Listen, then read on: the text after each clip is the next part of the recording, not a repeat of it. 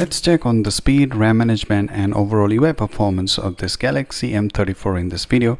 We'll be running different tests and we'll see that how good is the performance of this device, the UI performance particularly, because we have come across devices from Samsung with the Exynos processor. They tend to be a bit slower compared to Snapdragon, and this one also comes with Exynos 1280 processor. So let's check on this device with this Exynos processor, how good is the performance.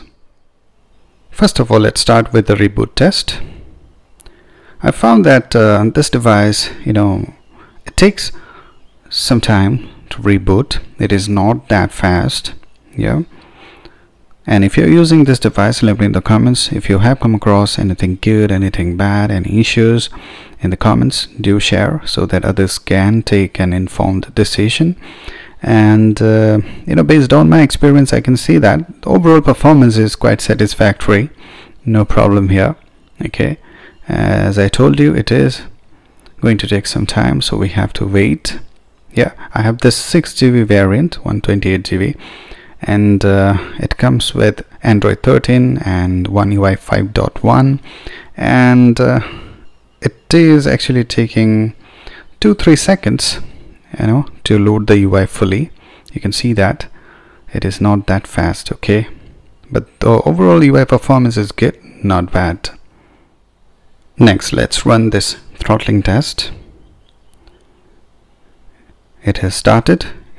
You can see that in the very beginning it has shown very dark reddish graph, which is not good. Actually, it is not good at all.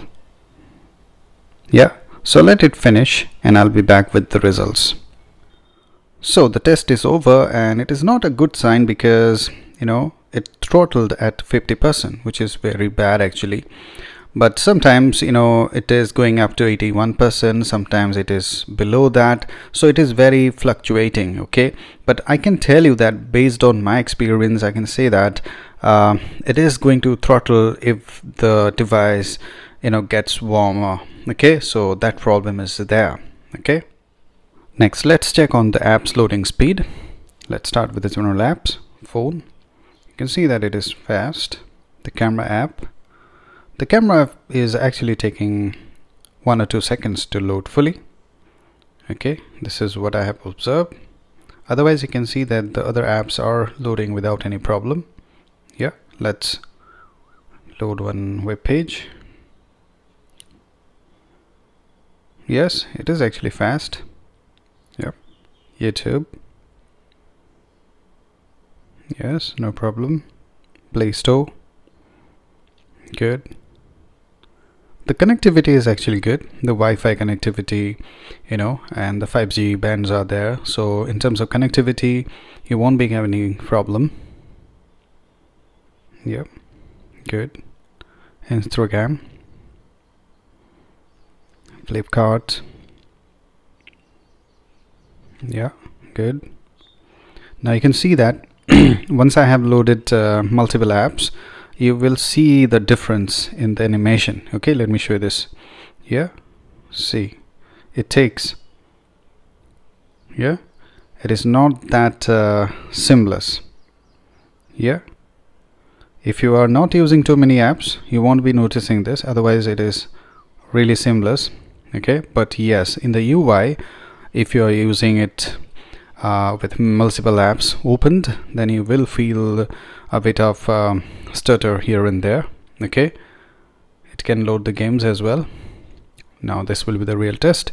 I have actually tried playing this BGMI, and I can tell you that it is not meant for continuous gaming.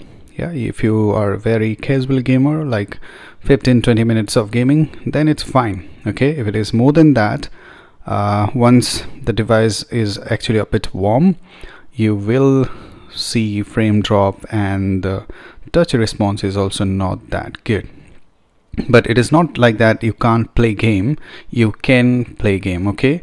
It is capable, okay. But you can see that once you have opened multiple apps, the UI is now it is actually good. You can see that the touch response is good, but I have come across sort of minor stutter in the UI while using it, but now it is actually working fine. Now let's check on the RAM management. Still in the memory, still in the memory, still in the memory, and you can see that the gesture is also working fine. Yeah, obviously it is not in the memory. Yeah, then Chrome, still in the memory. So the RAM management appears to be really good. Okay, yes, not bad. It is reloading. It is also reloading. Again, photos still in the memory. Camera obviously not in the memory. YouTube still in the memory.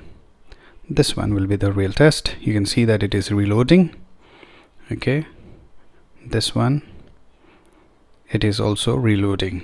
So you can see that in general the RAM management is good, but yes, if you are a bit of heavy user, then I would say that you will observe minor stutter lag in the UI. Yeah, otherwise for your day-to-day task it is quite capable. Yeah, you won't be having any problem. But if you are a sort of heavy user, then yes, it is not meant for you. Okay, obviously. So I can say that the UI is good. It is running on Android 13. It is having One UI 5.1. yeah, and it is quite sophisticated, but yes, you do get bloatware. You can see that it has pre-installed apps. Unnecessary apps are there. Yeah, but yes, now the question is, who should buy this, right? If you are someone who likes One UI, Samsung UI, and you don't want to buy other Chinese phones, then this one is actually a good option. Yeah, if you compare it with other Samsung devices in the same price range, then this is a good option. Otherwise you have other better options. Okay, particularly if I'm talking about the overall performance. Yeah, it is not like that it is actually really bad. If you think about the things like the Knox security, 4 years of update, security update, in that case, if you are very serious about your privacy, then this is a good option. Yeah, but if your topmost priority is really good performance, then you can avoid it. This is my opinion. What do you think about it? Let me know in the comments.